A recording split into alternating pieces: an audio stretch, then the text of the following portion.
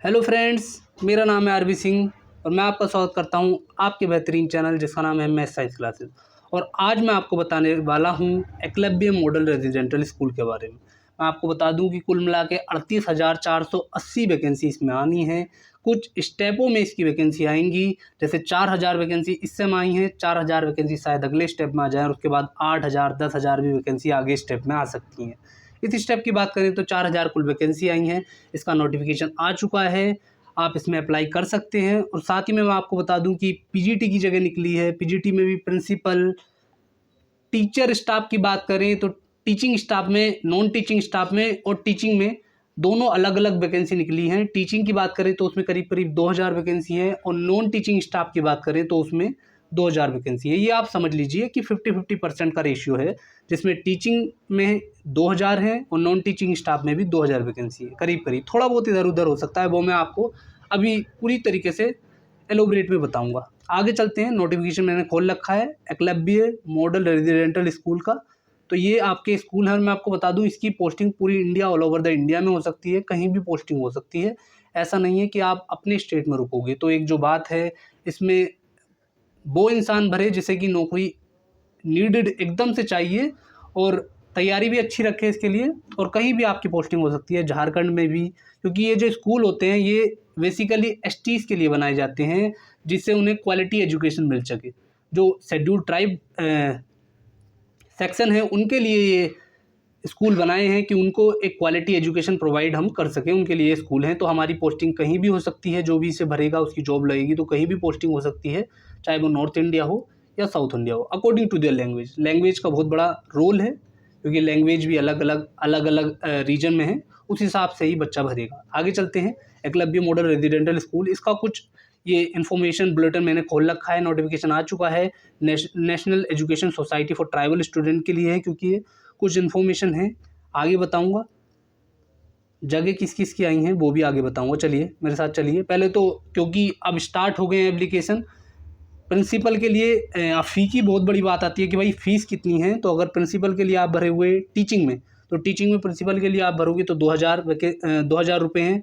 और अगर पीजीटी के लिए, अगर आप टीचर बनोगे, टीचर के पीजीटी जो टीचर की वैकेंसी है उसके लिए भरोगे तो 1,500 रुपये आपके लगेंगे। और नॉन टीचिंग स्टाफ की बात करें, जिसमें 2,000 की करीबन वैकेंसी है, वहाँ पर अगर आप भरोगे तो 1,000 रुपये आपके फ़ीस है रजिस्ट्रेशन की। आगे बात करते हैं।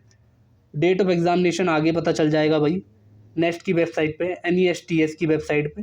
बात करें ड्यूरेशन की तो 180 मिनट होगी टीचिंग स्टाफ की, और नॉन टीचिंग स्टाफ की बात करें तो 150 मिनट, 2.5 घंटा। 2.5 घंटा आपका होगा नॉन टीचिंग स्टाफ में, और 3 घंटा आपको मिलेगा टीचिंग स्टाफ की वैकेंसी के लिए। आगे चलते हैं भाई कि क्या क्या होगा और किस किस चीज़ की वैकेंसी निकली है। तो पहले तो मैं टीचिंग स्टाफ की बात करता हूँ। एकलव्य मॉडल रेजिडेंटल स्कूल में टीचिंग स्टाफ की वैकेंसी की बात करें तो कुल मिला के टीचिंग स्टाफ में प्रिंसिपल की वैकेंसी की 303 वैकेंसी आई हैं, पीजीटी की 2,266 वैकेंसी आई हैं। ये हैं आपकी टीचिंग स्टाफ। तो टीचिंग स्टाफ की आपकी 2,500 वैकेंसी आप समझ लीजिए, और जो बची 1,500, क्योंकि कुल मिला के 4,062 वैकेंसी आई हैं। तो 2,500 इसमें से आप टीचिंग स्टाफ की समझ लीजिए, थोड़ा बहुत इधर उधर हो जाता है। और अगर नॉन टीचिंग स्टाफ की बात करें तो इसमें अकाउंटेंट की आई है 361, और JSA की आई हैं 759 जगह, 759। लैब अटेंडेंट की जगह आई हैं 373, 373। तो अगर टीचिंग स्टाफ की बात करें तो उसमें प्रिंसिपल की जगह आई हैं 303, पीजीटी की जगह आई हैं 2,266। JSA की बात करें तो 759 जगह आई हैं JSA की, 759। लैब अटेंडेंट की बात करें तो इसमें 773 आई हैं, और अकाउंटेंट की बात करें तो 361 आई हैं। ये आपकी नॉन टीचिंग स्टाफ में है, और प्रिंसिपल और पीजीटी आपकी टीचिंग स्टाफ में है। बात करें इसकी एलिजिबिलिटी की, तो उस पर भी मैं अभी जाने वाला हूँ। एलिजिबिलिटी आपकी 10th भी अगर आपने कर रखा है तो वो भी आप भर सकते हैं। और पीजीटी के लिए तो आपको BEd MSc ज़रूरी होता है, वो मैं आपको धीरे आगे आगे बताऊंगा, एलोबरेट में पूरी तरीके से बताऊंगा। आगे मेरे साथ चलते जाइए। पहले तो प्रिंसिपल की बता देता हूँ भाई। ग्रुप ए की ये नौकरी है, और इसमें कितनी जगह है, तो जनरल की 125 जगह हैं पूरी आपकी। अनरिजर्व कैटेगरी में EWS इसमें कोटा है, तो 30% आपको कोटा मिलेगा। 303 का 10% आपको कोटा मिलेगा। सॉरी, EWS का कोटा जो है 10% कोटा है, तो आपका 330 जगह है तो उसका 10% 30 जगह 30 सीटें बनती हैं आपकी, तो 30 सीटें आपको ईडब्ल्यूएस कोटे में मिलेगी। 125 आपकी अनरिजर्व जनरल कोटे में है। ओबीसी में आपकी है 81 जगह और एससी में आपकी 45 जगह है। शेड्यूल ट्राइब एसटी में आपकी 22 जगह हैं और टोटल आपकी 303 जगह हैं, ये आप कह सकते हैं। अदर भी लिख रहा है भाई 13 जगह हैं, इसमें आपकी फिजिकली हैंडीकैप्ड आ जाएंगे या कोई रिजर्वेशन रखा हुआ है भाई किसी का, वो आ सकते हैं। अब पोस्ट ग्रेजुएट की बात करता हूँ, ग्रुप बी की नौकरी है ये। इसमें कैसे कैसे भाई कॉम्प्लिकेशन है, किस किस पोस्ट पे क्या क्या मांगा है भाई, आप कह सकते हैं कि किस किस सब्जेक्ट की जगह आई है, किस सब्जेक्ट में कौन बंदा बनेगा और उसकी कितनी जगह है। तो भाई इंग्लिश की टोटल 246 जगह आई हैं, इसमें जनरल की 102 जगह हैं, ईडब्ल्यूएस की 24 जगह हैं, ओबीसी की 66, एससी की 36, एसटी शेड्यूल ट्राइब की 18, अदर की हैं 2 और ये फोर्थ में भाई आगे पढ़ेंगे और एचआई में 3, ये अदर लिख रहे हैं भाई, 2 अदर में है। हिंदी की बात करें तो 200 टोटल है, जिसमें से 81 आपकी जनरल की हैं, ईडब्ल्यूएस 20, 10% कोटा क्योंकि ईडब्ल्यूएस को मिलता है, 54 ओबीसी में आई हैं, एससी में 30, 15 एसटी और अदर जो है ये आपको क्लैरिफाई मैं बाद में कर दूंगा। इसमें फिजिकली हैंडीकैप्ड भी होंगी और चीज़ें भी होंगी। ये आपकी 6-7 और वैकेंसी अदर में आप ले लीजिए पूरी तरीके से। मैथ की बात करें तो 244 टोटल वैकेंसी आई हैं, इसमें 101 जनरल की वैकेंसी हैं, 24 ईडब्ल्यूएस की, ओबीसी की 45, एससी की 25, एसटी की 12 और आप अदर में ले लीजिए। इसमें फिजिकल हैंडीकैप्ड और अदर चीज़ें आ जाएंगी, वो अदर में ले लीजिए। केमिस्ट्री की बात करें तो 169 जगह हैं, 71 इसमें जनरल की हैं, 16 ईडब्ल्यूएस की है और 45 इसमें जो है वो ओबीसी की है, 25 एससी की है और 12 एसटी की है और आप अदर में है। फिजिक्स की बात करें तो 179 फिजिक्स की हैं वैकेंसी टोटल, जिसमें 75 आपकी जनरल की आई हैं, 17 ईडब्ल्यूएस की, 48 ओबीसी की, 26 एससी की, 13 एसटी की। बात करें बायोलॉजी की तो बायोलॉजी की 236 जगह हैं टोटल, जिसमें 98 जगह जो हैं वो जनरल की हैं, 23 जगह ईडब्ल्यूएस की है, 63 जगह जो हैं वो ओबीसी की हैं, 35 जगह एससी और 17 जगह एसटी को मिलती हैं भाई, और अदर में आ जाइए। अब उसके बाद हिस्ट्री की बात करें 185 पूरी जगह आई हैं, जिसमें से 78 जगह आपकी जनरल की मिलती हैं, ईडब्ल्यूएस की 18, 49 आपकी ओबीसी की, 27 एससी की, 13 एसटी की और अदर में ले लीजिए। ऐसे ही आपकी जूलॉजी की 154 जगह आई हैं, वो भी आपको दिख रहा है कि general, EWS, OBC, SC, ST में कितनी आई हैं। कॉमर्स की 140 जगह हैं, उसमें भी आपको दिख रहा है भाई यहाँ पे सब कुछ। ऐसे ही इकोनॉमिक्स में 161 जगह हैं, कितनी कितनी किसको मिली है सब आपको दिख रहा है। कंप्यूटर साइंस में 172 जगह कितनी कितनी किसको मिली है, ये भी सब आपको दिख रहा है। और मैं आपको बता दूं कंप्यूटर साइंस में वो भी अप्लाई कर सकता है जिसने एमसीए कर रखा है या फिर आपने एमएससी कंप्यूटर साइंस से कर रखा है, ये भी मैं आपको क्लैरिफाई कर दूंगा आगे। टोटल जगह जो है जो आपकी पीजीटी की हैं वो है 2086 आप कह सकते हैं, जिसमें 866 जनरल की हैं, 204 ईडब्ल्यूएस, 557 ओबीसी, 308 एससी और 151 एसटी और आपकी अदर की आ गई सारी की सारी। ये आप सब अदर में मैं आपको बता दूंगा क्या क्या कैटेगरी हैं इसमें, मल्टीपल डिसेबिलिटीज़ हो सकती हैं इसमें, क्या क्या हैं ये आपके बाद में क्लैरिफायर हो जाएगा। अब पोस्ट ग्रेजुएट टीचर में 3rd लैंग्वेज ग्रुप बी की, इसमें लैंग्वेज के हिसाब से भी वैकेंसी है भाई। मराठी, उड़ीसा की भाई ओडिया, तेलुगु, तेलंगाना की, संस्कृत, बंगाली और संथाली, ये आपकी कुछ लैंग्वेज है। इसमें ही भाई टोटल वैकेंसी आपको दिख रही है कि जनरल की कितनी है अलग अलग लैंग्वेज में, ईडब्ल्यूएस की कितनी है, ओबी कितनी है, एससी कितनी है, एसटी कितनी है, ये आप भाई खुद देख लीजिए और अपना अपना जिस लैंग्वेज में आपको भरना है उस हिसाब से आप सोच लीजिए। अब आपकी बात करता हूँ मैं नॉन टीचिंग पोस्ट की भाई। नॉन टीचिंग स्टाफ में बात करें तो टोटल 1493 जगह हैं, 1493 जगह हैं टोटल। इसमें जैसे की टोटल जगह हैं 759, इसमें जनरल की आती हैं जैसे में 311, ईडब्ल्यूएस की 75, ओबीसी की 204, एससी की 113 और 56 एसटी और आपको अदर कैटेगरी में ले लीजिए और जो है ये अदर कैटेगरी में आ गई। उसके बाद अकाउंटेंट की बात करें 361 जगह हैं टोटल, 147 जनरल की हैं, 36 ईडब्ल्यूएस की, 97 ओबीसी की, 54 एससी की और 27 एसटी की और जो बाकी बची हुई अदर कैटेगरी में, इसमें डिसेबिलिटीज़ आ जाएंगी अलग अलग। लैब अटेंडेंट की बात करें तो 373 टोटल जगह हैं, 154 जनरल की है, 37 ईडब्ल्यूएस की है, 100 ओबीसी की है, 55 एससी की और 27 एसटी की है और जो बच गई वो अदर डिसेबिलिटीज़ का पर्सन आ जाएगा। उसके बाद टोटल 1493 जगह मैंने बताई थी, 1493 कुल जगह आई हैं, जिसमें से जनरल की 612 है, 148 ईडब्ल्यूएस, 401 ओबीसी, 222 एससी, 110 एसटी और आपके अदर में आ गए। अब भाई एलिजिबिलिटी क्राइटेरिया क्या है ये भी मैं आपको पूरी तरीके से क्लैरिफाई कर दूंगा भाई कि कैसे कैसे क्या क्या एलिजिबिलिटी है। आगे चलते हैं। अब पहले पे मैट्रिक देख लेते हैं भाई, कितना कितना आपको पैसा मिलने वाला है भाई जॉब लगने के बाद। प्रिंसिपल की बात करूँ तो लेवल 12 का आपको पे मैट्रिक्स मिलेगा 78,800 से 2,09,200 रुपये तक का इसका पे स्केल हो सकता है। बात करें पीजीटी की, तो पीजीटी की आपके सभी लैंग्वेज की बात कर रहा हूँ, लेवल 8 का आपको पे स्केल मिलेगा 47,600 से 1,51,100 रुपये तक आपका पे स्केल हो सकता है। अकाउंटेंट की बात करें तो लेवल 6 का मिलेगा 35,400 से 1,12,400 तक। जेएसए की बात करें तो उसमें लेवल 2 का मिलेगा आपको 19,900 रुपये से 63,200 रुपये तक। और लेवल अटेंडेंट की बात करें तो उसमें लेवल 1 का मिलेगा 18,000 से लेके 56,900 तक। मोड ऑफ एग्जामिनेशन की बात करें तो ओएमआर बेस्ड, मतलब कि आपका सिंपल पेन और पेपर से होने वाला है, कंप्यूटर पे नहीं होगा, पहले बता देता हूँ। चॉइस ऑफ मीडियम आपका मल्टीपल चॉइस क्वेश्चन हो सकता है, और अलग अलग आपके, क्योंकि किसी में आपकी टाइपिंग भी होगी, वो अलग अलग मैं चीज़ें बता दूंगा। क्या क्या आपका सिलेबस है ये भी आप देख लीजिए भाई। प्रिंसिपल में सिलेबस आया है, पार्ट 1 में आपकी रीजनिंग, प्रिंसिपल का ही सिलेबस है। प्रिंसिपल की पोस्ट पर अगर कोई भरेगा तो पार्ट 1 में आपका रीजनिंग है। इसमें पहला एग्ज़ाम है ऑब्जेक्टिव 130 नंबर का, दूसरा इंटरव्यू है भाई इसमें 40 नंबर का। तो एग्ज़ाम जो ऑब्जेक्टिव एग्ज़ाम है उसमें पार्ट 1 में रीजनिंग और न्यूमेरिकल एबिलिटी आएगी भाई, 10 क्वेश्चन आएंगे 10 नंबर के। जनरल अवेयरनेस या आपके 20 क्वेश्चन आएंगे 20 नंबर के। लैंग्वेज भाई आपकी क्या लैंग्वेज है, हिंदी या इंग्लिश, उसके 20 क्वेश्चन आएंगे।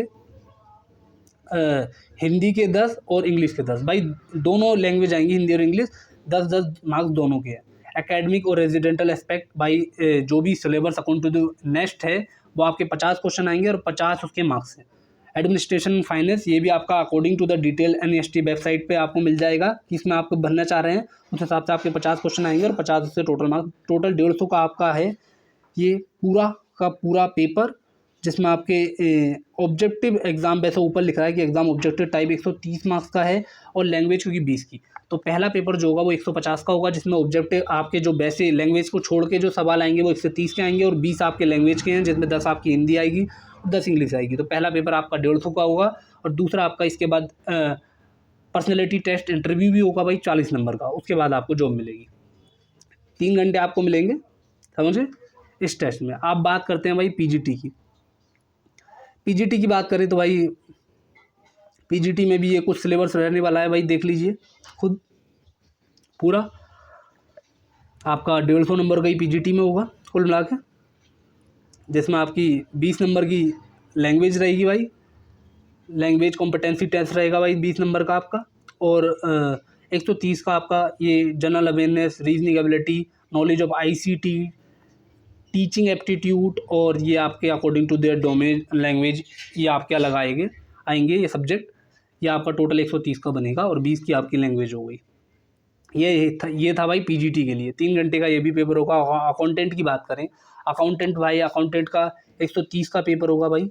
एग्ज़ाम ऑब्जेक्टिव टाइप 130 का होगा, जिसमें आपके रीजनिंग एबिलिटी 20 क्वेश्चन आएंगे 20 नंबर के, क्वांटिटेटिव एप्टीट्यूड 30 क्वेश्चन आएंगे 30 नंबर के, और लैंग्वेज भाई आपकी आएगी हिंदी इंग्लिश आपकी 20 10-10 की दोनों, तो 20 के हो गए 20 मार्क्स, और basic knowledge of computer operation and general awareness, ये आपके 20 क्वेश्चन आएंगे 20 मार्क्स के। इसमें आपको 2.5 घंटा मिलेगा भाई। ये बात थी अकाउंटेंट की।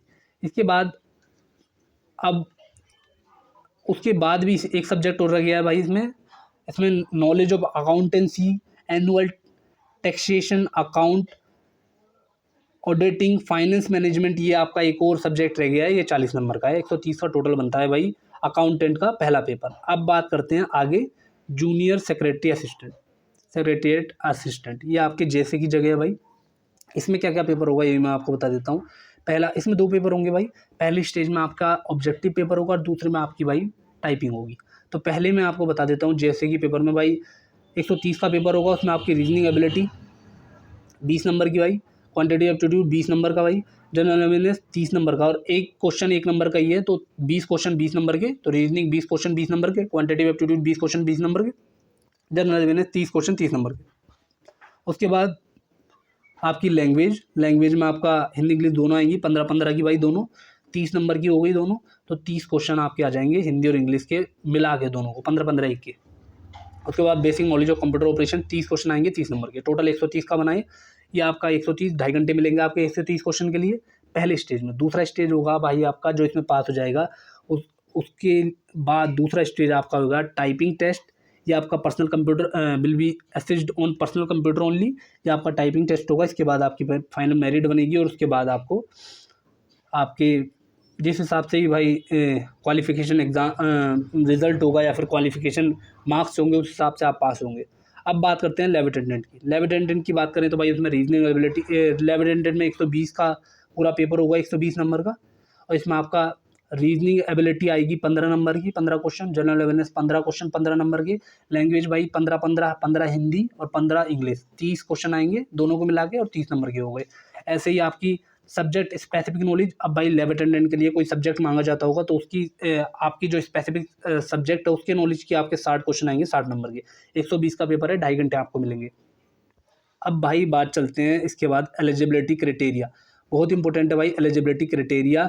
क्या क्या आपकी ज़रूरत है, क्या क्या किससे आप भर सकते हैं, क्या क्या आपको चाहिए भाई।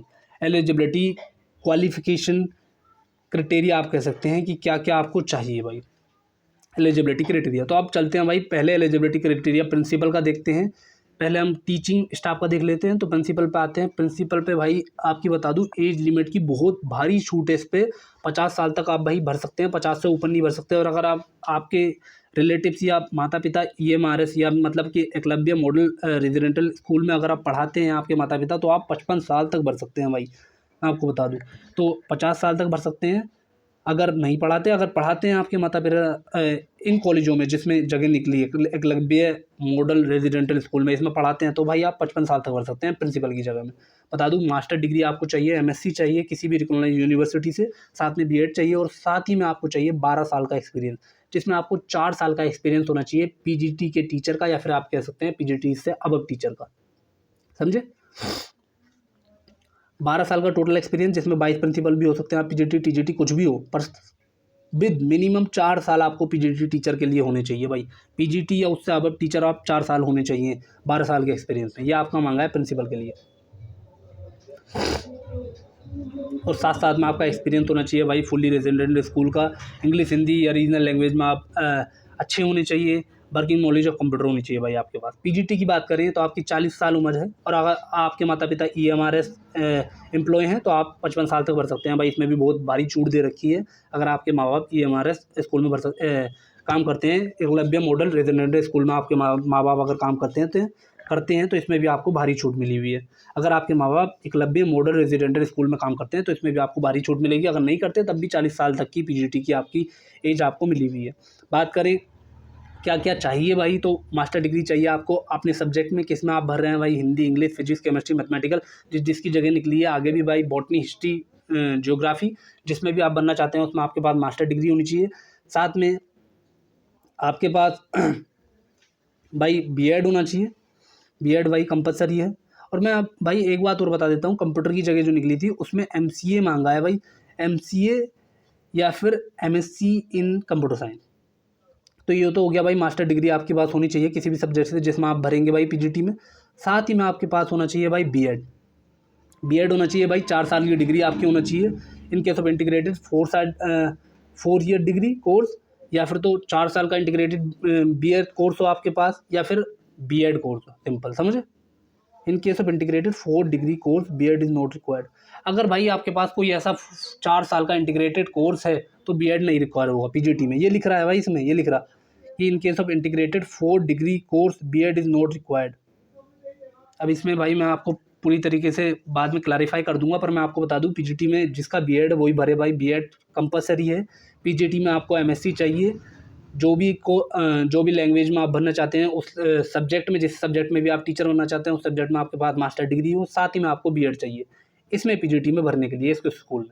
तो आपके पास मास्टर डिग्री होनी चाहिए अपने सब्जेक्ट में, साथ में B.Ed होना चाहिए। अब ये जो है बाद में मैं क्वालिफाई कर दूंगा, क्लैरिफाई कर दूंगा भाई ये क्या लिख रहा है B.Ed के साथ।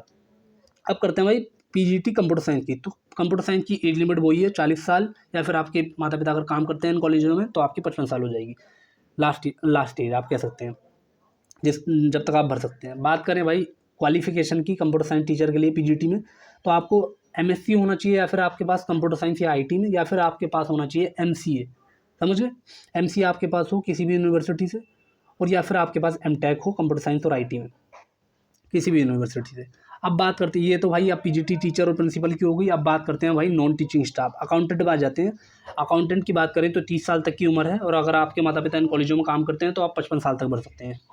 माता पिता अगर आपके काम करते हैं तो आप 55 साल तक भर सकते हैं हर किसी में, समझ गए। और नहीं करते हैं काम तो आप अकाउंटेंट में भर सकते हैं 30 साल तक। 30 साल तक आपकी एज लिमिट है अकाउंटेंट के लिए। अकाउंटेंट में भाई आपके पास किसी भी यूनिवर्सिटी से आपके पास डिग्री होनी चाहिए कॉमर्स की। आपके पास डिग्री होनी चाहिए, बैचलर डिग्री आपके पास होनी चाहिए कॉमर्स की, किसी भी यूनिवर्सिटी से, किसी भी रिकॉग्नाइज यूनिवर्सिटी से आपके पास डिग्री होनी चाहिए कॉमर्स की, तब आप अकाउंटेंट का भर सकते हैं, समझ गए। एज रिलैक्सेशन भाई एसटी एससी ओबीसी के हिसाब से क्या दिया गया है वो मैं आपको आगे बताऊंगा। अब बात करते हैं जेएसए की भाई, जूनियर सेक्रेटरीट असिस्टेंट। इसमें मैं आपको बता दूं कि एक तो आप भाई 12th पास हो किसी भी बोर्ड से, और आपके पास साथ ही में टाइपिंग हो भाई विद 35 वर्ड पर मिनट इन इंग्लिश टाइपिंग और 30 वर्ड पर मिनट इन हिंदी टाइपिंग। अगर आप जेएसए का भरना चाहते हैं तो भाई आपकी टाइपिंग अच्छी होनी चाहिए, क्योंकि टाइपिंग का इसमें भाई पेपर होगा। और आप 12th पास इसमें भर सकते हैं, और टाइपिंग आपकी अच्छी होनी चाहिए, क्योंकि इंग्लिश टाइपिंग मांग रखी है 35 वर्ड पर मिनट, और हिंदी टाइपिंग मांग रखी है 30 वर्ड पर मिनट की। अब बात करते हैं लैब अटेंडेंट की। लैब अटेंडेंट की भाई भी एज भी 30 साल मैक्सिमम दे रखी है, अप टू 30 ईयर्स, जो जिसके माता पिता काम नहीं करते। यार किसी के माता पिता अगर काम करते हैं एकलव्य मॉडल रेजिडेंशियल स्कूल में तो उन्हें भाई रिलैक्सेशन मिल जाएगा 55 साल तक। तो 30 साल तक यहाँ भी आप भर सकते हैं लैब अटेंडेंट में। यहाँ पे आप भाई 10th पास भी हो तब भी चल जाएगा, साथ में आपको लेबोरेटरी का डिप्लोमा होना चाहिए आपको पास। 10th पास भी चल जाएगा भाई, 10th class pass with a certificate और डिप्लोमा इन लेबोरेटरी टेक्निक, या फिर आपके पास सर्टिफिकेट हो या फिर डिप्लोमा हो लेबोरेटरी टेक्निक में। अगर डिप्लोमा भी है तब भी आप भर सकते हैं, और 10th पास हो आप, साथ ही में आपके पास लेबोरेटरी टेक्निक में डिप्लोमा हो तब भी भर सकते हैं, और सर्टिफिकेट भी हो लेबोरेटरी टेक्निक का तब भी आप भर सकते हैं, 10th पास हो लैब अटेंडेंट में। साथ ही में अगर आप 12th पास भी हैं with the science stream from recognise board और यूनिवर्सिटी तब भी आप लैब अटेंडेंट में भर सकते हैं। भाई यहाँ पे आप कोई डिप्लोमा नहीं मांग रखा, अगर आपने 12th कर रखा है साइंस स्ट्रीम के साथ, अगर आप भाई 12वीं पास हैं साइंस स्ट्रीम के साथ किसी भी रिकॉग्नाइज बोर्ड से या फिर यूनिवर्सिटी से, तो आप भाई लैब अटेंडेंट का जो जगह निकली है वैकेंसीज हैं उसके लिए भर सकते हैं। यहाँ पे अगर आप 12th पास हैं तो आपसे कोई सर्टिफिकेट नहीं मांगा है, कोई डिप्लोमा नहीं मांगा है। अगर आपने 10th कर रखा है तो आप डिप्लोमा भरेंगे, अगर आपने 12th कर रखा है, अगर आपने 10th पास कर रखा है सिर्फ 10th, आपने 12th नहीं कर रखा तो मांगा है भाई डिप्लोमा चाहिए लेबोरेटरी टेक्निक का या फिर सर्टिफिकेट चाहिए। अगर आपने 12th कर रखा है साइंस में तो कोई डिप्लोमा की ज़रूरत नहीं है, कोई सर्टिफिकेट की ज़रूरत नहीं है, समझ में। ये लैब अटेंडेंट की भाई क्राइटेरिया था, एलिजिबिलिटी क्राइटेरिया। अब भाई ये मैंने आपको कुछ पूरी तरीके से बात बता दी। अब बात करते हैं भाई एज रिलैक्सेशन की। तो एज रिलैक्सेशन की बात करूँ तो भाई एसटी के लिए 5 साल का एज रिलैक्सेशन है। अदर बैकवर्ड क्लासेस भाई ओबीसी आती है, ओबीसी के लिए 3 साल का है। और अगर सेंट्रल गवर्नमेंट में किसी के candidate with 3 year continuous service अगर किसी ने करा है सेंट्रल गवर्नमेंट में काम पास्ट में, तो उसके लिए भाई 5 साल का है। और आगे ही भाई दे रखा है कैसे कैसे पर्सनल डिसेबिलिटी, अगर भाई डिसेबिलिटी इंक्लूडिंग वुमेन में अगर डिसेबिलिटी है तो SC/ST का 15 साल का रिलैक्सेशन है भाई, मैं बता देता हूँ। ओबीसी में 13 साल का है, और जनरल में फॉर वुमेन विद डिसेबिलिटी, अब क्लोजर ये भाई आपको पढ़ना पड़ेगा कि इसमें क्या लिख रहा है, उसमें भी 10 साल का आपको रिलैक्सेशन मिला है, मैं आपको बता दूं। और EMRS एम्प्लॉय आपके माता पिता हैं तो भाई उसमें तो आपको 55 साल का है ही एज रिलैक्सेशन, समझ गए पूरी तरीके से।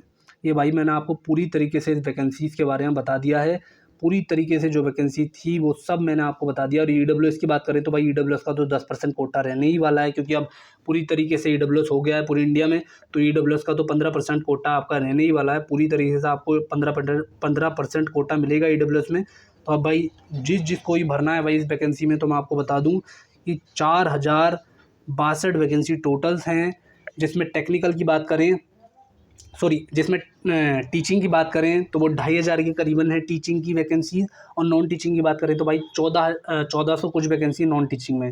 टीचिंग में प्रिंसिपल की है 303, एक बार फिर से बता देता हूँ, प्रिंसिपल की 303 है, पीजीटी की 2266 है। और अगर नॉन टीचिंग स्टाफ में बात करें तो वहाँ पे अकाउंटेंट की हैं 361, जेएसए भाई जूनियर सेक्रेटरीट असिस्टेंट जेएसए की हैं 759, 759, लैब अटेंडेंट की है भाई 373। तो ये भाई नीचे की 3 जो हैं ये है नॉन टीचिंग स्टाफ में, और ऊपर की 2 जो है प्रिंसिपल और पीजीटी, वो है भाई टीचिंग स्टाफ में। वैकेंसी आई पड़ी है भाई, जिसको भी भरना है भरो।